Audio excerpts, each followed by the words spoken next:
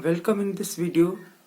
एक यूजर ने व्हाट्सएप पर एक सवाल सेंड किया है कि आपने कहा कि केंद्र में अगर बृहस्पति या ऐसा ही कोई शुभ ग्रह बैठा हुआ हो तो वह हजारों लाखों दोषों का नाश कर सकता है, और मेरी जन्म कुंडली में केंद्र में ही बृहस्पति भी है, उसके साथ राहु भी है।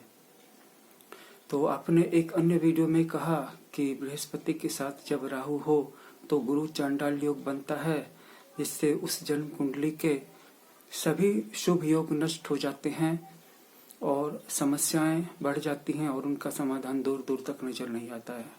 हाँ, ये भी सही है। तो अगर मेरी जन्म कुंडली में केंद्र में बृहस्पति है तो वह मेरी जन्म कुंडली के हजारों लाखों दोषों को दूर करेगा। ये योग प्रभावी होगा, या उसकी राहु के साथ युति होने के कारण जो गुरु चांडाल योग बन रहा है, ये योग प्रभावी होगा। अब हम इसको सिंप्लीफाई कर देते हैं। किसी की जन्म कुंडली में बुध, शुक्र, शुभ का चंद्रमा और गुरु अगर केंद्र में बैठे हैं तो निश्चित रूप से 1000, 10,000, लाख या 10 लाख तक दोष दूर हो जाते हैं। जन्म कुंडली में बहुत सारे ऐसे योग होते हैं जिनको कि ज्योतिषी कैलकुलेट करके देख सकते हैं, निकाल सकते हैं, बता सकते हैं। लेकिन इसका ये मतलब नहीं है कि जन्म कुंडली में बनने वाले सारे योगों का मूल्यांकन, असेसमेंट कर लिया गया। जैसे शतरंज में चालों का कोई अंत नहीं है, जैसे रूबिक्स क्यूब में बनने वाली कॉम्बिनेशंस का कोई अंत नहीं है। वे मिलियंस और बिलियंस से भी ऊपर के नंबर में है, वो क्विंटिलियंस में चले गए हैं। इसी तरह से जन्म कुंडली में भी जो बनने वाले योग हैं वो क्विंटिलियंस और गैजिलियंस में चले गए हैं, जिसके सामने बिलियन और मिलियन की संख्या बच्चों जैसी है। तो जाहिर है कि कोई भी ज्योतिषी थोड़े से समय में तो क्या 100 ज्योतिषी मिलकर के भी पूरी जिंदगी भर भी बैठेंगे तो सिर्फ एक जन्म कुंडली में बनने वाले उन गैजेलियंस और क्विंटिलियंस योगों की गणना नहीं कर पाएंगे और उनके प्रभावों का मूल्यांकन नहीं कर पाएंगे। लेकिन अगर गुरु जैसा शुभ ग्रह बैठा हो केंद्र में तो वो उन अदृश्य छिपे हुए अशुभ योगों का नाश करता है और शुभ प्रभावों की वृद्धि करता है, जो कैलकुलेशन में एक ज्योतिषी के द्वारा, हमारे द्वारा, आपके द्वारा देखे नहीं गए, देखे जाने संभव भी नहीं थे। तो जन्म कुंडली में राहु कहीं और पर भी बैठे तो ये मामला उससे बिल्कुल अलग है, और जन्म कुंडली में राहु गुरु के साथ बैठे ये मामला बिल्कुल अलग हो जाता है। क्योंकि जब तक गुरु के पास पूरी स्वतंत्रता थी, शुभ ग्रहों की युति थी, या वो अकेला भी था, तो इस सिचुएशन में वो क्या कर रहा था कि जन्म कुंडली के सारे अशुभ ग्रहों का नाश कर रहा था, अशुभ योगों का। लेकिन अब अशुभ प्रभावों का नाश करने वाले ग्रह के ही प्रभाव को राहु साथ रह करके ग्रसित कर रहा है।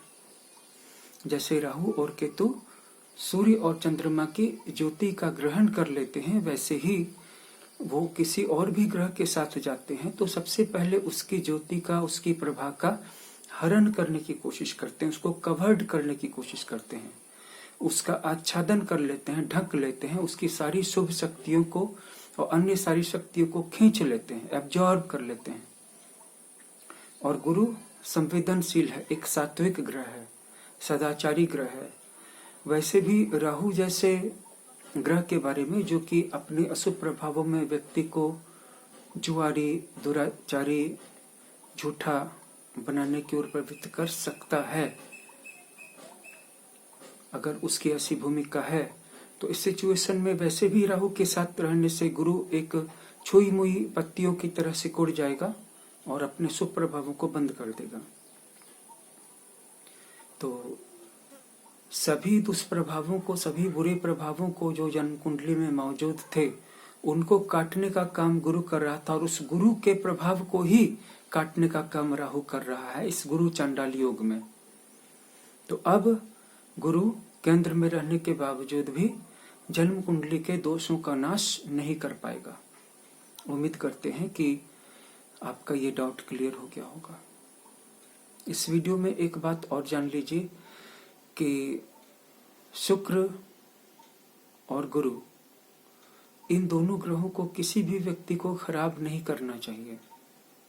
खराब तो वैसे किसी भी ग्रह को नहीं करना चाहिए, लेकिन ये दोनों तब ज्यादा खराब हो जाते हैं जब आपको जो करने जैसा है वो भी आप नहीं कर रहे हैं।